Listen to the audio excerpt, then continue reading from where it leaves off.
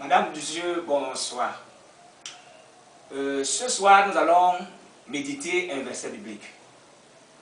Ce verset est dans le livre de Galates, chapitre 6, et son verset 7. Ne vous y trompez pas, on ne se moque pas de Dieu. Ce qu'un homme aura semé, il le moissonnera aussi. Tu peux me poser la question de savoir comment on se moque de Dieu. Vous voyez, c'est Dieu qui nous a créés. C'est Dieu qui nous donne le souffle de vie. Nous sommes sur la terre de Dieu. Nous mangeons la nourriture de Dieu. Nous respirons l'air de Dieu. Nous respirons, je dis bien l'air de Dieu. Nous mangeons et nous buvons ce que Dieu a créé.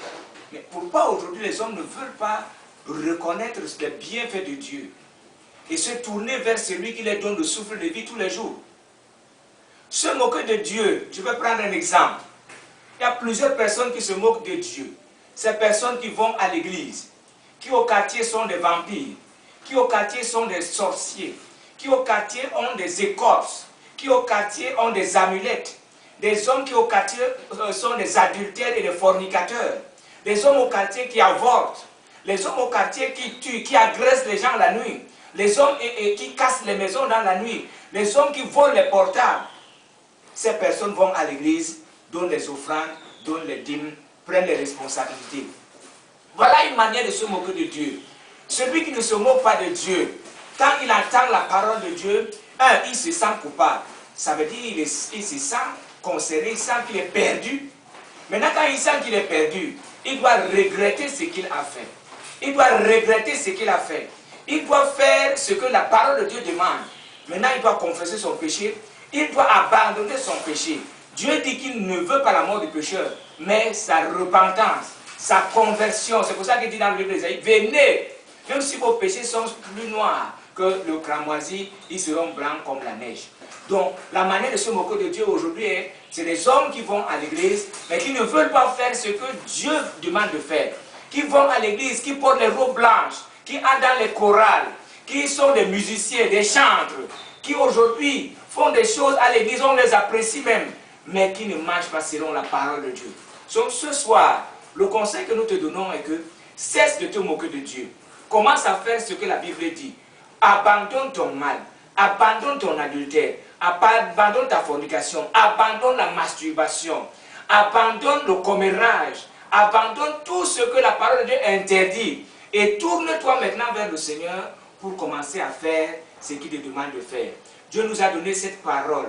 David l'a dit, que ta parole est une lampe à mes pieds, une lumière à mon sentier. Si chaque jour de la vie, tu mets cette parole devant toi, pour que cette parole t'éclaire, tu ne seras plus celui qui marche aujourd'hui comme tu es en train de marcher, comme tu es en train de faire, pensant que tu es en train de servir Dieu. Celui qui sert Dieu doit être un homme repenti, converti. Ça veut dire un homme qui a changé de sens.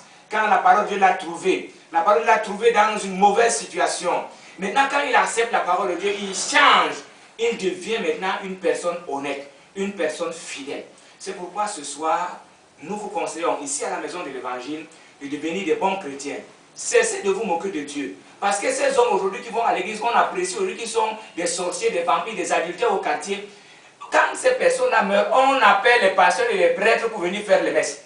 On vient avec la musique religieuse. Même ceux qui nient souvent que Dieu existe, on vient avec la musique religieuse, on les installe pour dire un chrétien est mort. Comprenez bien, il n'y aura pas de repentance après la mort. Il n'y aura pas de confession après la mort. Dieu nous donne le temps maintenant de nous repentir, de nous convertir, parce que nous sommes encore vivants. La repentance, c'est pour les vivants et non pour les morts. Choisis Jésus ce soir et tu ne seras plus jamais déçu. Choisis Jésus, tu ne marcheras plus dans tes faiblesses, parce que lui il est venu pour te donner la force, pour dominer sur ce qui te domine aujourd'hui. Choisis Jésus et tu ne seras plus celui qui vole, parce que peut-être c'est le vol qui te nourrit, peut-être c'est l'adultère, la fornication. Choisis Jésus, il est venu avec plein de bénédictions et tout ça c'est pour toi. Que le Seigneur te bénisse. Ce soir, rentre chez toi, réfléchis par rapport à ta foi. Si Dieu te prenait aujourd'hui, où irais-tu? Parce qu'il faut aussi penser à la mort. Il y a une vie après la mort, mais où? Il faut choisir la meilleure vie que Jésus nous propose, le paradis. Que le Seigneur te bénisse. Amen.